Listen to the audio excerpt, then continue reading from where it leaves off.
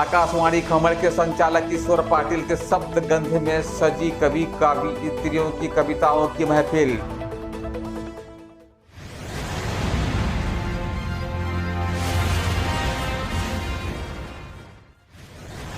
नमस्कार, मैं रामलखन साहनी सूरत भूमि पर आप सभी दर्शक मित्रों का तहे दिलों से हार्दिक स्वागत करता हूं।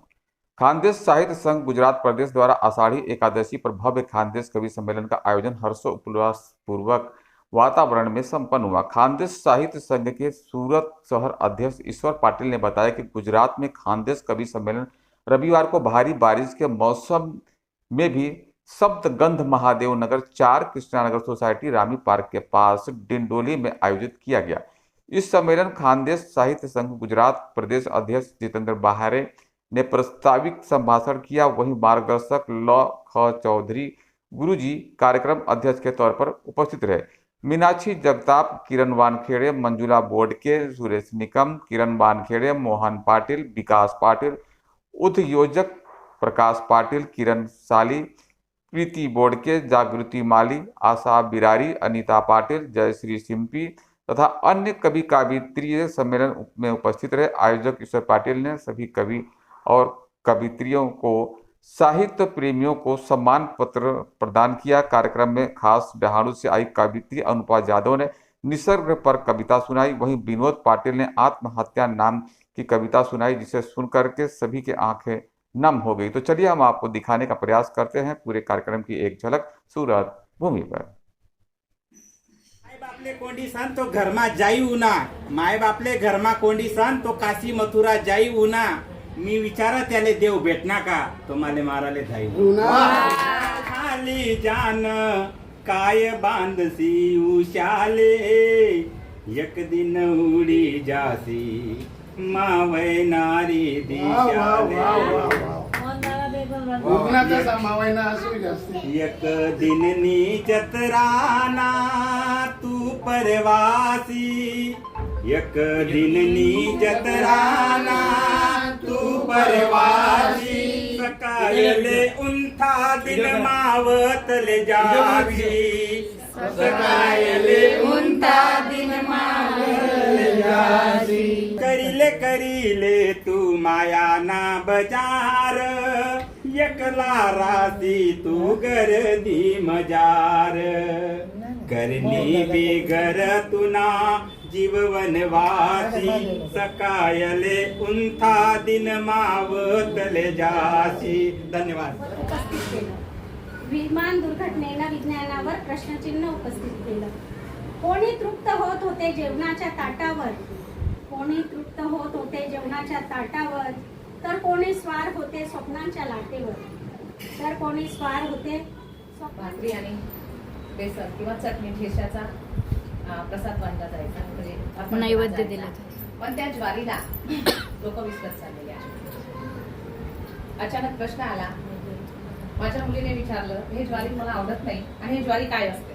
तेव्हा मला खूप मोठा प्रश्नचिन्ह पडला की विदेशातून आलेला बहु लोक सर्व ओळखतात, पण ज्वारीला कोणी ओळखत नाही, आपलं नाही कोणी ओळखत नाही। कल्पना सुचली आणि मग ती मांडण्याचा मी प्रयत्न केलेला आहे। माझ्या कवितेचा शीर्षक आहे ज्वारी आणि मी विदर्भ भाषेमध्ये आणि साताऱ्याची भाषा घेऊन मांडण्याचा प्रयत्न केलेला आहे।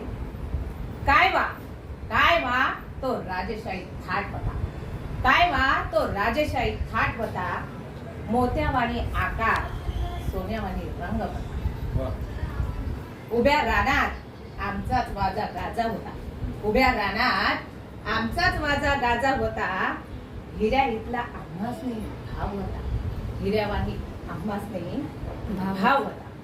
शेतकऱ्याच्या समोर आमचाच रुबाब होता, शेतकऱ्याच्या समोर आमचाच रुबाब होता। ज्वारी म्हणतात आम्हासनी, ज्वारी म्हणतात आम्हासनी, राजावाणी थाट होता, राजावाणी थाट होता, राजावाणी मान होता। जात्यावरी दळुनी रखुमाई गाई गोड गाणी, जात्यावरी दळुनी रखुमाई गाई गोड गाणी। गाण्याच्या त्या शब्दामध्ये माऊलीचा साथ होता, गाण्याच्या त्या शब्दामध्ये माऊलीचा साथ होता।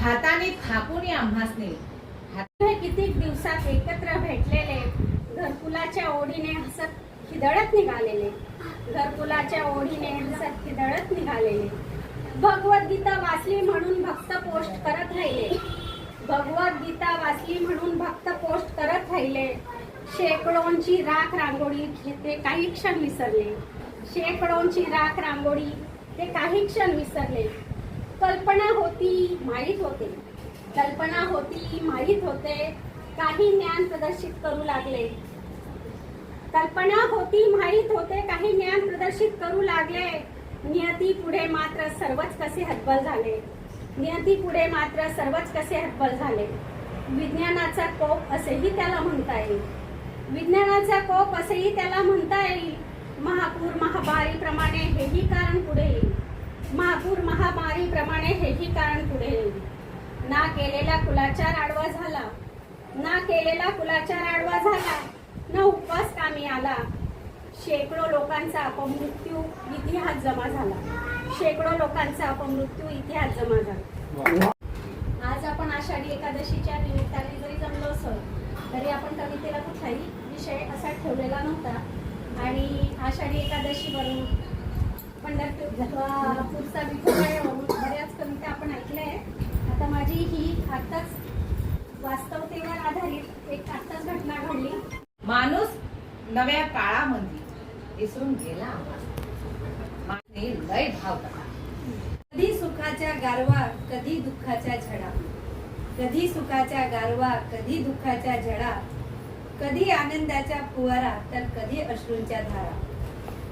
तो बोलायला सोपा करायला कठीण, तो बोलायला सोपा करायला कठीण, दिसायला कोड्याचे जाड पण आहे मोक्षाचे द्वार.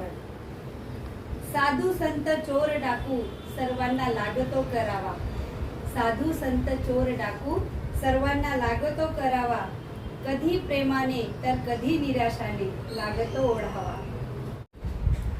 कवितेचं नाव आहे, कालच लिहिले मी. वृद्धाश्रमात पाठवू नका हो. आई बाप देवा समान, आई बाप देवा समान सेवक होता श्रावण बाळ, आई बाप देवा समान सेवक होता श्रावण बाळ. असा कसा आला काळ आई बापाचा प्रश्न विक्राळ, असा कसा आला काळ आई बापाचा प्रश्न विक्राळ. आई महान पृथ्वी समान, आई महान पृथ्वी समान, बाप आकाश विशाल म्हणतो आपण, लिहितो. अशी भारतीय संस्कृती श्रेष्ठ, अशी भारतीय संस्कृती श्रेष्ठ. तेथे प्रवेशले एक अनिष्ट, तेथे प्रवेशले एक अनिष्ट. विसरले आई बापाचे श्रम, विसरले आई बापाचे श्रम, पापी दाखवते वृद्धाश्रम, पापी दाखवते वृद्धाश्रम. पुंडलिक सुपुत्र प्रामाणिक, पुंडलिक सुपुत्र प्रामाणिक, आई बापाची सेवा केली नेक, आई बापाची सेवा केली नेक. पुंडलिक आणि बाळ श्रावण, पुंडलिक आणि बाळ श्रावण विसरले कलियुगीचे संतान. कलियुगामध्ये संतान मुलं. शोधावा हृदयी मनोभाव, स्वतःच्या मनामध्ये विचार करा, शोधा, शोधावा हृदयी मनोभाव, आई बापच आपले देव. मी हेच शिकवलं, शोधावा हृदयी मनोभाव, आई बापच आपले देव. वृद्धाश्रमात पाठवू नका हो, वृद्धाश्रमात पाठवू नका हो, त्यांच्या चरणी माथा टेकूया हो, त्यांच्या चरणी माथा टेकूया हो. चिट्ठी होतो बाटले कर्ण वाचाना जाए, हुआ होतो डाकले समुद्र ढाकाना जाए. जब तक रही जिंदगी फुर्सत नहीं है काम से, जब तक रही जिंदगी फुर्सत नहीं है काम से. ईद कर ले हरि नाम से, ईद कर ले बोल. आता नांदरी गडावर राहता, कांदच तुझ्या मायर माता, सासरवाडी दक्षिणात, सासरवाडी दक्षिणात. लोक जाते दर्शनाला तुझ्या या नांदू गडाला जय करत. दिंगी माता नांदोरी गडावर राहता. मी आता या ठिकाणी सादर करीत आहे. त्याचं शीर्षक आहे संसार. संसारा संसारा काय तुझी माया, संसारा संसारा काय तुझी माया, कधी वाटे हवा कधी येई कंटाळा. कधी सुखाच्या गारवा कधी दुःखाच्या झडा, कधी सुखाच्या गारवा कधी दुःखाच्या झडा, कधी आनंदाच्या फुवारा तर कधी अश्रूंच्या धारा. तो बोलायला सोपा करायला कठीण, तो बोलायला सोपा करायला कठीण, दिसायला कोड्याचे जाड पण आहे मोक्षाचे द्वार. साधू संत चोर डाकू सर्वांना लागतो करावा, साधू संत चोर डाकू सर्वांना लागतो करावा, कधी प्रेमाने तर कधी निराशाने लागतो ओढावा. देव ज्याच्यासाठी वेडा तो मनुष्याला दिला, देव ज्याच्यासाठी वेडा तो मनुष्याला दिला, आता करत बसा रे संसारा संसारा, आता करत बसा रे संसारा संसारा. हा साहेब काय नाव आपलं? ईश्वर राजाराम पाटील. आता कार्यक्रम जो होता खानदेश साहित्य संदर्भ कवी संमेलन, त्याच्यामध्ये कोण कोण कवी आले होते? यामध्ये पुष्कळशे कवी होते. आमचं एक मंच इथं खानदेश साहित्य संघ आणि तसंच माझी मराठी भाषा ग्रुप, माझी गोड मराठी भाषा ग्रुप हाही आमचा एक मोठा ग्रुप आहे साहित्याचा. आणि मीनाक्षी जगताप ह्या त्यांचं काम पाहतात. या कार्यक्रमामध्ये कवी संमेलनामध्ये कोण कोण आले, कुठून कोण आले होते कवी? कवी भरपूर कवी आले होते. हे आताच आमचे ऐराणी भाषेचे जे कवी आहे मोहन कवडीतकर पाटील सर, हे आमच्या कवी संमेलन आवर्जून हजर राहतात. आणि ते या आमच्या मंच कार्यकर्ते आताच नुकताच त्यांना ऐराणी भाषेचा पुरस्कार जाहीर झाला आणि त्यांचे या परिवारातर्फे आम्ही अभिनंदन करतो, स्वागत करतो. तसंच ह्या खानदेश साहित्य संघाचे प्रदेश अध्यक्ष जितेंद्र बिहारी आहेत. मी तालुका जिल्हा अध्यक्ष आहे आणि चौधरी सर आम्हाला हे मार्गदर्शन करत असतात आणि त्यांच्या मार्गदर्शनाखाली आमची ही संस्था चालते. भरभरून कविता असते. नम्रता पाटील, तसंच आशा बिरारी आणि कोण असं काय काय नाव होते त्यांचे किरण वानखेडे, नंतर शिंपी, जयश्री चंपी, अनिता पाटील, नलिनी शिवाडे, अनिता काळे, गीता गरुड असे बालिका पण होत्या, लहान मुली पण होत्या. असे बरेचसे साहित्यिक आमच्या इथे आहे आणि चांगले लिखाण करतात, जरी नवीन असले तरी. आणि हा आमचा मंच आम्हाला मोठा करायचा आहे. तरी व्हायला पाहिजे. तुम्ही आलेल्या कवींना सन्मानपत्र दिलं? हो, सन्मानपत्र दिलं प्रत्येकाला. अजून कोण कोण होतं? सार्वजनिक हायस्कूलचे मराठी विभागाचे प्रमुख सुरेश निकम सर हे आहेत आणि चांगलं योगदान आहे, त्यांचंही चांगलं योगदान आहे. आणि किरण वानखेडे ह्या पण चांगल्या कवित्रे, त्यांचं लिखाण ठसकेबाज आहे. जागृती माळी. डहाणून पण कोण होतं? डहाणून त्या ज्या कवित्री आहेत अनुपमा जाधव, त्या निसर्ग कवित्री आहेत. त्याही सुद्धा स्पर्धा आयोजित करतात. त्या स्पर्धेमध्ये आमच्या ग्रुपच्या महिला भाग घेतात. त्यांनी पण त्यांना पारितोषिक अभिनंदन पत्र दिलं. राहुल पाटील म्हणून त्याने चांगलं कवी आहेत ते. बरोबर. तर आमचे जे मार्गदर्शक आहे पितामह भीष्म चौधरी सर, शब्दांचे जादूगार, ते 2 शब्द बोलतील अशी मी त्यांना विनंती करतो. अच्छा सर, आपलं पूर्ण नाव काय? माझं पूर्ण नाव आहे लक्ष्मण खंडू चौधरी. चौधरी तसं पूर्ण नाही आहे, पदवी आहे ही जवळजवळ मला होळकर घराण्याकडून 1829 मिळालेली पदवी आहे. बरोबर. सर, तुम्ही एक कवी संमेलन झालंय, त्याबद्दल काय सांगू इच्छिता?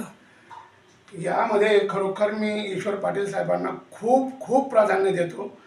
त्यांना एक उद्योजक आहेत ते आणि एक शून्यामधून विश्व निर्माण केलेलं आहे आणि त्यांना भाषेविषयी एवढं प्रेम आहे. कारण भाषा समृद्ध असेल तर माणसाचं जीवन आणि संस्कृती समृद्ध होते. बाकी करोडो लाखो रुपये कमावणारे पण आहेत, पण त्यांना भाषेविषयी चिंता नाही. आता नुकतंच आपल्या भाषेला अभिजात भाषेचा दर्जा प्राप्त झालेला आहे आणि भाषा, मराठी भाषा ही सर्वात प्राचीन भाषा आहे भारतातली. तसं पाहिलं ना तर जवळजवळ 115 ते 120 वर्ष मराठ्यांचं साम्राज्य होतं आणि त्यानंतर इंग्रजांच्या ताब्यात गेल्यानंतर तसं पाहिलं तर राष्ट्रभाषा खरोखर त्यावेळेला मराठी म्हटली तरी वावगं होणार नाही.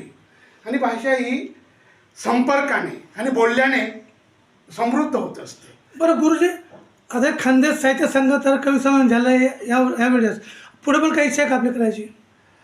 खानदेश साहित्य संमेलन आता जे झालं, मी साहित्याचा अर्थ असा काढलेला आहे, स म्हणजे सदैव, यावत चंद्र दिराव करो, यावत चंद्र दिवा करो पर्यंत मानवी जीवनाच्या विविध अंगांचं जे सत्य वर्णन केलं जातं. लोक काल्पनिक म्हणतात, पण मी काल्पनिक म्हणत नाही.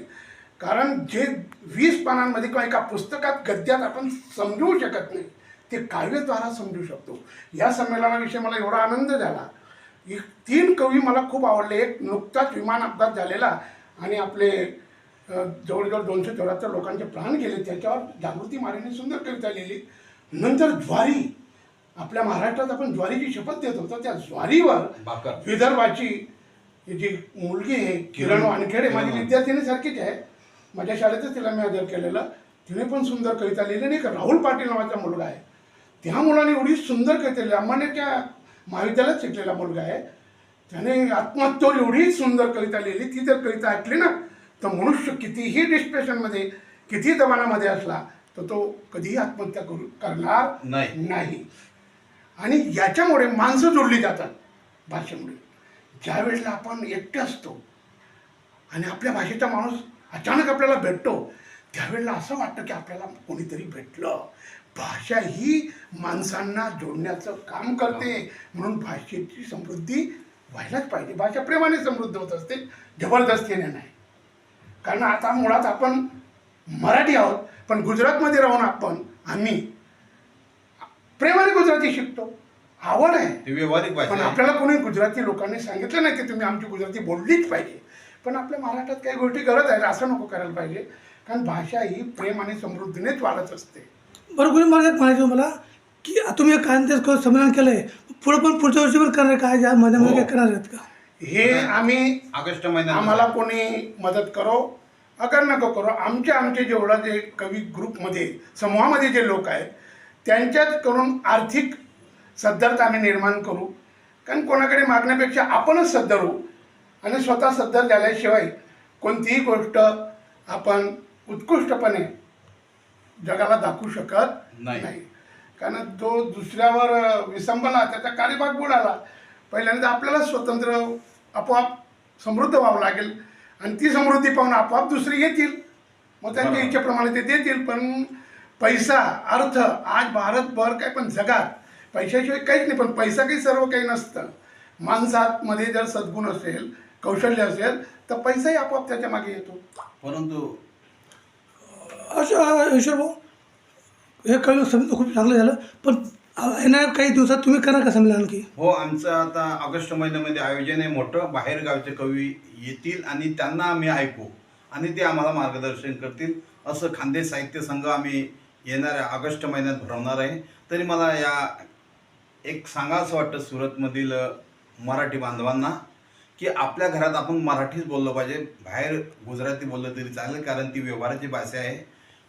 इतर मुंबईमध्ये, पुण्यामध्ये मारवाडी, सिंधी सर्व लोक 400 वर्षापासून आले, परंतु त्यांच्या घरात ते त्यांची जी भाषा आहे तीच बोलतात. तरी आपण आपल्या भाषेचं राखण करणं आणि तिला टिकवणं हे आपलं काम आहे. कारण भाषा ही संस्कृती आहे आणि संस्कृतीचं जतन करणं आपलं काम आहे, धर्म आहे.